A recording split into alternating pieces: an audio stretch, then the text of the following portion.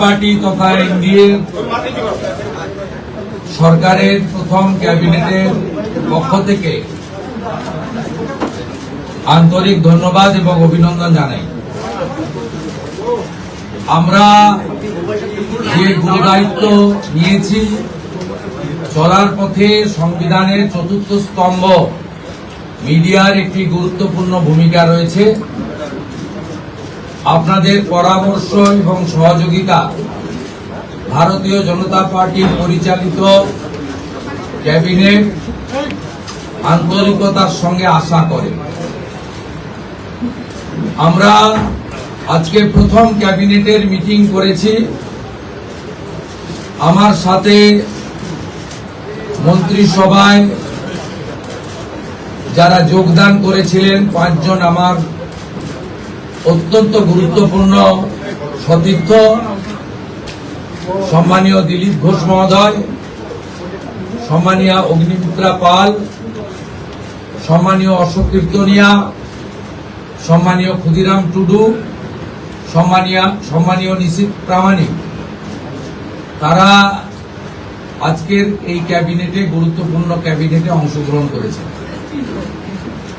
এর বাইরেও মুখ্য সচিবের নিয়ন্ত্রণে সরকারি আধিকারিকরা এবং মুখ্যমন্ত্রীর দপ্তরের উপদেষ্টা সহ অন্যান্যরা ক্যাবিনেটে আমাদের সহযোগিতা করেছে।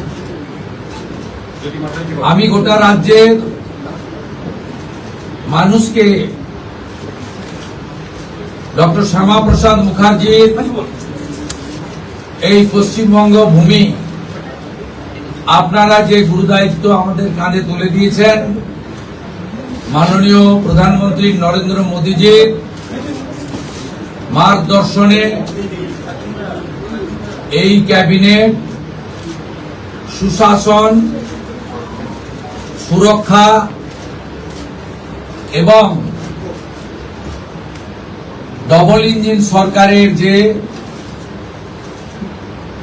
চলার পথ রয়েছে, যা অন্যান্য 20টি রাজ্যে চলছে, সেই পথে অগ্রসর হবে। এটা আমি পশ্চিমবঙ্গের দলমত নির্বিশেষে, বর্ণ ধর্ম নির্বিশেষে বাংলার জনগণকে আশ্বস্ত করতে চাই। এই মন্ত্রিসভা, এই সরকার for the party, by the party, of the party ব্যবস্থা তুলে দিয়ে সংবিধান প্রণেতা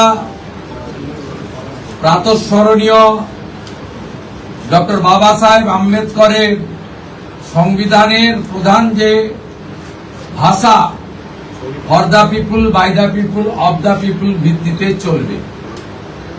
এবারে কাজের কথায় আসি। আজকে আমরা ক্যাবিনেটে, প্রথম ক্যাবিনেটে 6টা সিদ্ধান্ত নিয়েছি। প্রথম, পশ্চিমবাংলার গণতন্ত্রের যে মহোৎসব হলো, দীর্ঘদিন বাদে মৃত্যুহীন, ভয়মুক্ত,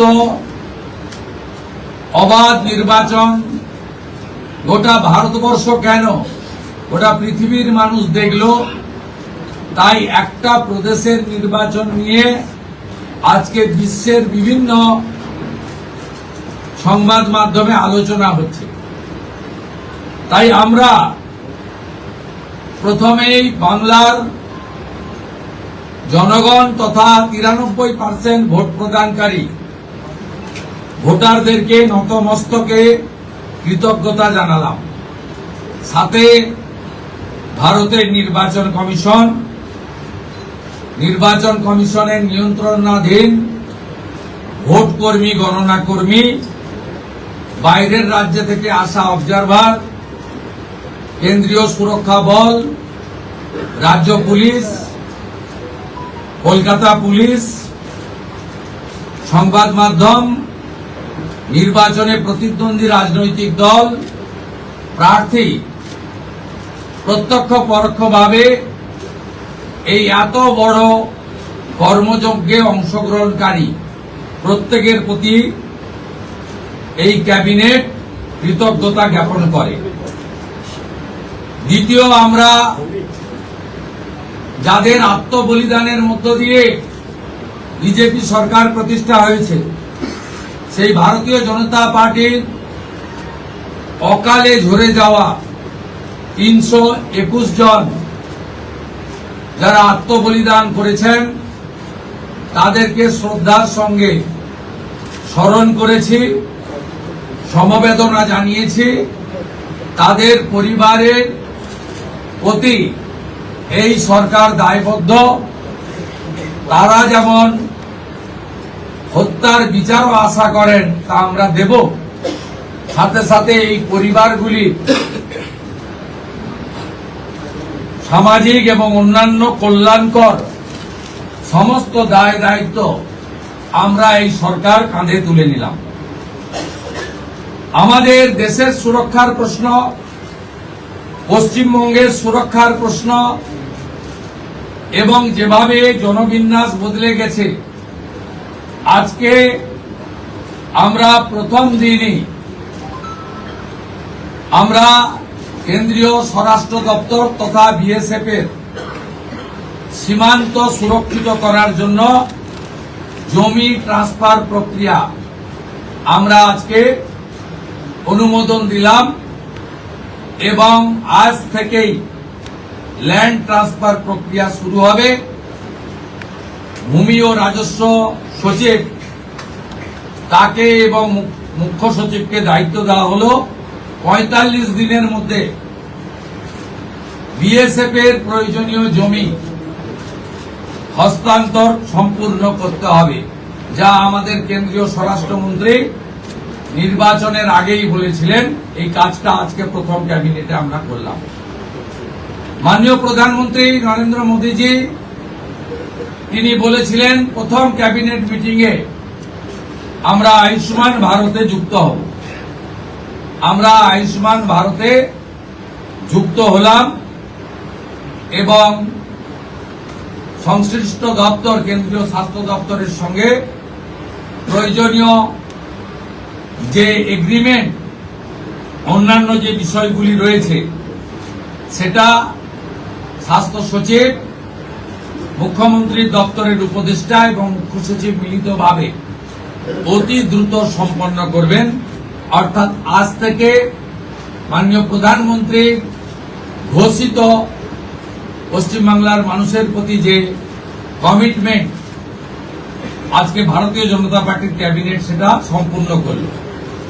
এর সাথে সাথে প্রধানমন্ত্রী জন আরোগ্য যোজনা, প্রধানমন্ত্রী ফসল বীমা যোজনা ক্রপ ইন্স্যুরেন্স, প্রধানমন্ত্রী স্কুলস ফর রাইজিং ইন্ডিয়া পিএমশ্রী, প্রধানমন্ত্রী বিশ্বকর্মা, বেটি বাঁচাও বেটি পড়াও, প্রধানমন্ত্রী উজালা যোজনা 3.0 এবং অন্যান্য কেন্দ্রীয় স্কিম বা সেন্ট্রাল গভর্নমেন্ট স্পন্সর্ড স্কিম আমরা যুক্ত হওয়ার সিদ্ধান্ত নিলাম।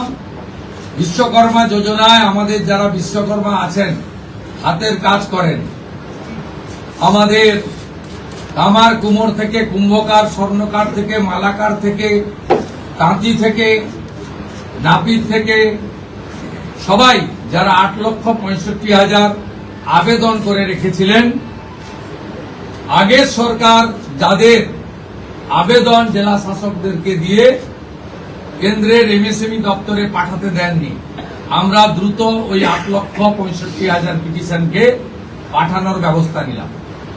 আপনারা জানেন পশ্চিমবঙ্গে 11 কোটি মা বোন দিদি উজালা 1-2 তে বেনিফিটেড হচ্ছেন ভারতবর্ষে। পশ্চিমবঙ্গে 11 কোটির মধ্যে 1,29,00,000 পান, সবচেয়ে হাইয়েস্ট। 400 টাকা কম মূল্যে তারা গ্যাস ক্রয় করেন। প্রধানমন্ত্রী আরো 75 লক্ষ দেশে চালু করেছিলেন এবং বাংলার জন্য কোটা ছিল 15 লক্ষ। গ্রাহক বিতরণ কেন্দ্রে হাজার হাজার দরখাস্ত পড়ে থাকা সত্ত্বেও শুধু রাজনৈতিক কারণে এই পিটিশনগুলো ডিএমরা সংশ্লিষ্ট দপ্তরে কেন্দ্রীয় সরকারের কাছে পাঠায়নি। তাই আমাদের মা বোন দিদিরা বঞ্চিত হচ্ছিলেন। আমরা গ্রাহক বিতরণ কেন্দ্রে পড়ে থাকা সমস্ত পিটিশন অতি দ্রুততার সঙ্গে জেলা শাসকদের সংশ্লিষ্ট কেন্দ্রীয় পেট্রোলিয়াম ডিপার্টমেন্টে পাঠিয়ে দেওয়ার নির্দেশ দিলাম। এর ফলে উজালা যোজনা 3 তাতে পশ্চিমবঙ্গের আরো কয়েক লক্ষ মা বোন দিদি যুক্ত হওয়ার সুযোগ পেলেন। আমাদের পঞ্চম সিদ্ধান্ত, এতদিন পর্যন্ত পশ্চিমবঙ্গের national cadre is IPS, Paschimbanga cadre WBCS WBPS এদের কোন কেন্দ্রীয় সরকারের ট্রেনিং এ কেউ যুক্ত হতেন না। এটা মুখ্যমন্ত্রীর অলিখিত নির্দেশ ছিল। আগের মুখ্যমন্ত্রী, বিদায়ী মুখ্যমন্ত্রী, প্রাক্তন মুখ্যমন্ত্রী। আমরা আজকে এই বিষয়ে চিফ সেক্রেটারিকে অন্য রাজ্যের যে নিয়ম আছে সেই নিয়ম ফলো করার জন্য আমরা তাকে এম্পাওয়ার করলাম, দায়িত্ব দিলাম। সাথে সাথে শুনলে অবাক হয়ে যাবেন, বিএনএস ভারতীয় ন্যায় সংহিতা, যা মাননীয় প্রধানমন্ত্রী নরেন্দ্র মোদীজির নেতৃত্বে কেন্দ্রীয় স্বরাষ্ট্রমন্ত্রী মাননীয় অমিত শাহজি পার্লামেন্টে দুটো কক্ষে অনেক আগে অনুমোদন করেছেন, রাষ্ট্রপতি মহোদয়ের সই হয়েছে, রুল হয়ে গেছে। আমরা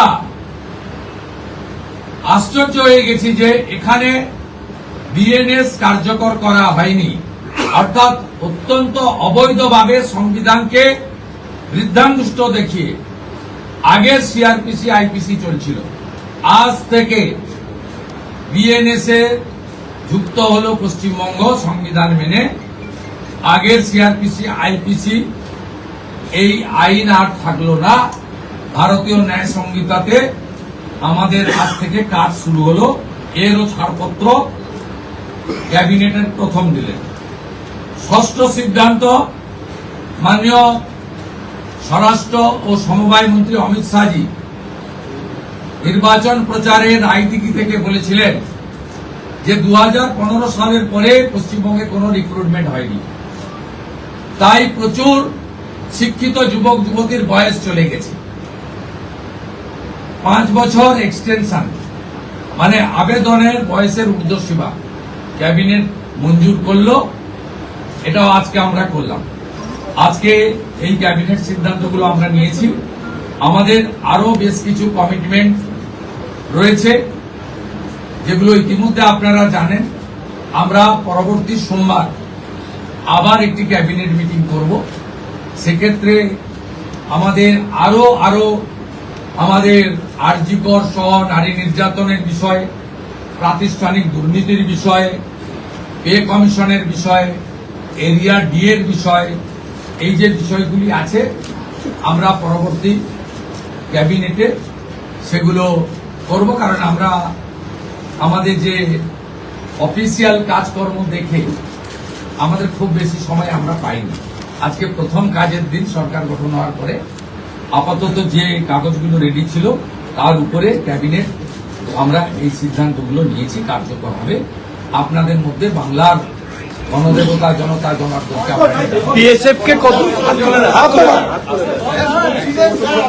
আমাদের ক্যাবিনেটে মাননীয় মুখ্যমন্ত্রী প্রয়োজন হলে নিশ্চয়ই সাংবাদিকদের সঙ্গে কথাবার্তা বলবে, প্রশ্ন উত্তরেও অংশগ্রহণ করবে, কিন্তু সেটা প্রয়োজন ভিত্তিক। ক্যাবিনেট ব্রিফিং নেক্সট ক্যাবিনেট থেকে মাননীয় সিনিয়র মিনিস্টার দিলীপ ঘোষ এবং মাননীয় সেকেন্ড টাইম এমএলএ তথা মন্ত্রী অগ্নিমিত্রা পাল মহোদয় ব্রিফ করবেন। পরের সপ্তাহ থেকে দুজন মিলে করবে, একই পয়েন্টে করবে না, নিজেরা করে আমি জনস্বার্থে একটি গুরুত্বপূর্ণ তথ্য দেব যে কিভাবে পশ্চিমবঙ্গে যে সরকারকে মানুষ রিজেক্ট করেছে, ক্ষতি করে দিয়ে গেছে, অনেক কিছু পাবেন পরপর। 16 জুন 2025 ভারত সরকারের পক্ষ থেকে জনগণনার জন্য office of registrar general of India, ministry of home affairs তারা পাঠিয়েছিলেন। জুন মাসের 2025, আজকে প্রায় 1 বছর হতে যায়, 11 মাস অতিক্রান্ত। পশ্চিমবঙ্গ সরকার এই ফাইল ফেলে রেখেছিল। এবং এগুলো এক্ষুনি পাবলিক ডোমেনে আনার বিষয় নয়, কিন্তু যে তথ্য আমাদের এই হাতে আছে, যে লিখিত তথ্য আছে, তাতে এরা শুধুমাত্র পশ্চিমবাংলার সঙ্গে বিশ্বাসঘাতকতা করেনি, দেশের সঙ্গে, দেশের সংবিধানের সঙ্গে বিশ্বাসঘাতকতা করেছে। এবং এদের মূল লক্ষ্যই ছিল এই জনগণনা আটকে দিয়ে মহিলা সংরক্ষণ যাতে ভারত সরকার করতে না পারে, মহিলারা যাতে বিধায়ক সাংসদ না হতে পারে, সেজন্যই এসব করে গেছে। আজকে আমরা এখনই জনগণনা সংক্রান্ত 16 June 2025 ministry of home affairs, office of registrar general India, তাদের পাঠানো সার্কুলারকে আমরা এখনই কার্যকর করলাম। এই মুহূর্ত থেকে জনগণনার কাজ, তার প্রক্রিয়া পশ্চিমবঙ্গ সরকার আজ থেকে এই মুহূর্ত থেকে করলো। এটি প্রশাসনিক নির্দেশে হলো। সবচেয়ে বড় যে অভিযান ছিল আপনাদের দুর্নীতির বিরুদ্ধে, সবচেয়ে বড় অভিযান ছিল, সেটা নিয়ে কোনো সিদ্ধান্ত হলো? আমি আপনাকে বলেছি, প্রাতিষ্ঠানিক দুর্নীতি, মহিলা নির্যাতন, পে কমিশন, এরিয়া ডিএ, এগুলো নিয়ে নেক্সট ক্যাবিনেটে গুরুত্ব সহকারে আমরা ক্যাবিনেটে আনবো। নেক্সট মানডে হলে আমাদের কিছু পেপার ওয়ার্কের প্রয়োজন আছে। আমরা আগের মতো বাজেট হয়ে যাওয়ার পরে চন্দ্রিমা তুমি এটা বলে দাও, এভাবে সরকার চলতে পারে না। সরকার চলে তথ্যের উপরে, সরকার চলে নিয়মের উপরে, এবং সরকারি সিদ্ধান্ত হয় সংবিধানের কতগুলো বিষয়। তাই এই গভর্নমেন্ট আমিত্বে বিশ্বাস করে না, আমরা নীতিতে চলবে এবং রুলস, অ্যাক্টস, সংবিধান, একে প্রায়োরিটি দিয়েই আমরা কাজ করব। আমরা আশা করব এই সরকারের কোনো সিদ্ধান্ত নিয়ে, আপনারা তো বটেই, আমরা বেঁচে থাকা কিছু 2-4-5% যারা সমালোচক, সেই সমালোচকরাও কোনো সমালোচনা করতে পারবেন না, এই রকম সুযোগ এই সরকার দেবেন। এই জন্যই মাননীয় প্রধানমন্ত্রী বলেছেন, বিজেপি পশ্চিমবঙ্গ বলেছে, ভয় আউট, ব্যবসা ইন। ব্যবসাটা আমাদের উপরে রাখুন, আমরা ঠিক পথে চলি। একটা কথা বিএসএফ কে কতটা জমি দিচ্ছে? বিএসএফ কে কতটা জমি দিচ্ছে? একটা বাংলা দেন, তারপরে দুটো হিন্দি দেন। আচ্ছা, বিএসএফ কে কতটা মাননীয় মুখ্যমন্ত্রী, আগের কিন্তু তো প্রশ্ন করতে বিএসএফ কে কতটা জমি দিচ্ছেন? বিএসএফ কে কতটা জমি? বিএসএফ যতটা জমি চেয়েছে ততটাই দেওয়া হবে। হ্যাঁ, এবং ইতিমধ্যে ল্যান্ড ডিপার্টমেন্ট কাজ এগিয়ে রেখেছে। আগের সরকারের অনিচ্ছাতে বিশেষ ভোটারদের বাঁচানোর জন্য,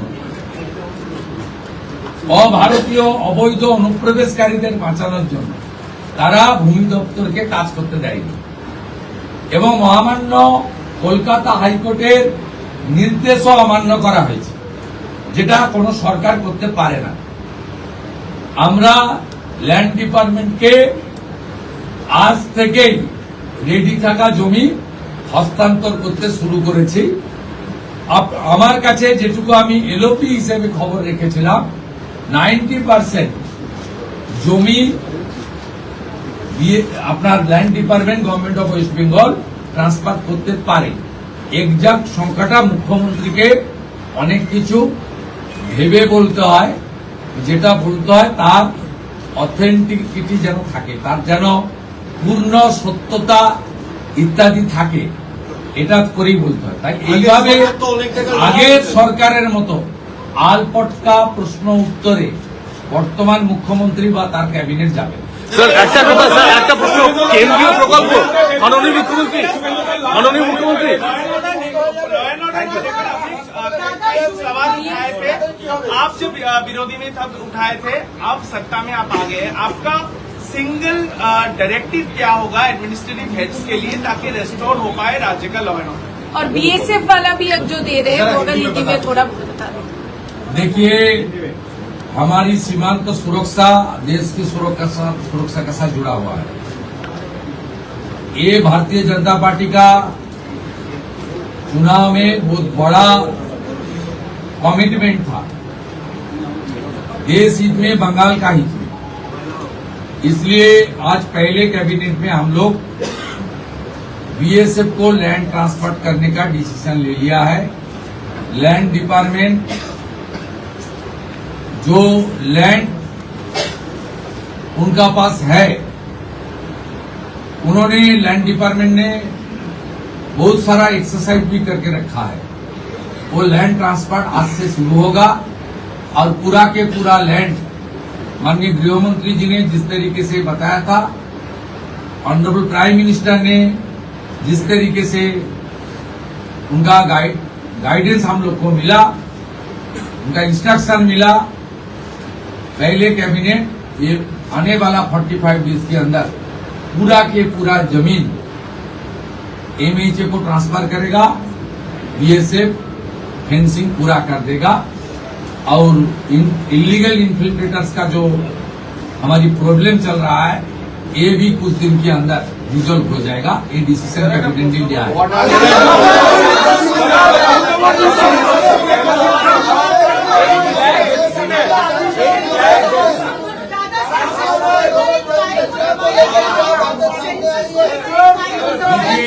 ये सरकार जो पीछे सरकार था जिनको जनता ने फुल्ली रिजेक्ट कर दिया, ये बड़ा मैंडेट बीजेपी को दिया। ये सरकार केवल तुष्टीकरण, परिवारवाद, इंस्टीट्यूशनल करप्शन, महिला के ऊपर अत्याचार, गवर्नेंस को खत्म नहीं किया, देश की कॉन्स्टिट्यूशन को भी चैलेंज कर दिया। 16 जून 2025 ministry of home affairs, office of registered general India notification किया था। आज तक 1 साल होने वाला है। ऑनरेबल होम सेक्रेटरी का खत है, इसके ऊपर बहुत सारा ऑफिसर का नोट है जो हमारी गवर्नमेंट का सीक्रेट पेपर्स है। ये लोग सेंसस को रोक के रखा था। ये सेंसस रोक के रखने के लिए इसका एक ही प्लानिंग है था, खास करके जो हमारी माँ, दीदी, बहन, उनको प्रधानमंत्री जी ने रिजर्वेशन देने के लिए, डिलिमिटेशन करने के लिए जो कोशिश कर रहा है उनको रोकना।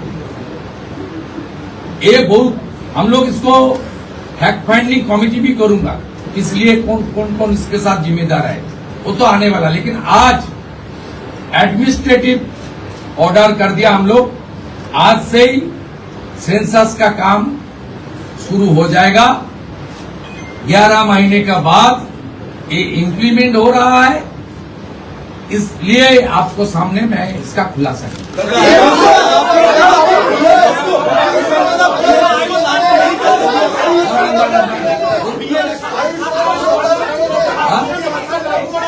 आयुष्मान भारत योजना के आज से लागू हो रहे हैं। ऑनरेबल प्राइम मिनिस्टर साहब का कमिटमेंट था, बीजेपी का मैनिफेस्टो में था। आयुष्मान भारत कैबिनेट ने मंजूरी दे दिया है। बाकी हेल्थ डिपार्टमेंट, सेंट्रल गवर्नमेंट का हेल्थ डिपार्टमेंट के साथ एग्रीमेंट और दूसरे तरीके जो प्रक्रिया करना चाहिए वो प्रक्रिया आज से शुरू हो जाएगी।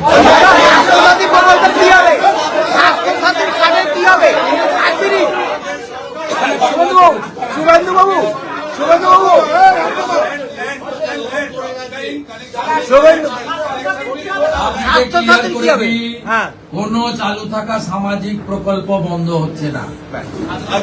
কোন সামাজিক চালু থাকা প্রকল্প, এটা আমরা আমাদের কর্মসূচি মানে প্রচারকালীনও বলেছি।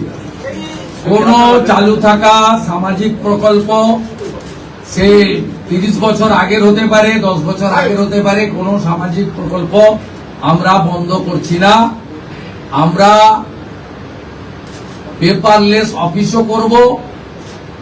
আমরা সমস্ত পোর্টালগুলোকে আপডেটও করব এবং সমস্ত বেনিফিশিয়ারি ডিবিটির মাধ্যমে, যেটা নরেন্দ্র মোদীজির নেতৃত্বে দেশের সরকার করেছে, ডাইরেক্ট বেনিফিট ট্রান্সফারের মাধ্যমে হবে এবং সবটাই স্বচ্ছতার সঙ্গে হবে। আপনার প্রশ্নের উত্তরে আমি পরিষ্কার বলে দিই, যে স্কিমটার কথা আপনি বলেছেন, আমি শুধু ওই স্কিমটা নয়, চালু থাকা কোনো সামাজিক কল্যাণকর কর্মসূচি বন্ধ এই সরকার করছে না, কিন্তু ট্রান্সপারেন্ট স্বচ্ছতার সঙ্গে সেগুলো হবে। কোন মৃত ব্যক্তি তিনি কোন সামাজিক প্রকল্পের সুযোগ পেতে পারেন না, আপনিও বলবেন না পাওয়া উচিত। কোন অভারতীয় তিনি ভারতের কোন প্রদেশ বা জাতীয় সরকারের কোন বেনিফিট তার পাওয়া উচিত নয়। তাতে আমার প্রশ্নে, আপনার প্রশ্নের মধ্যে আমার সব উত্তর আছে।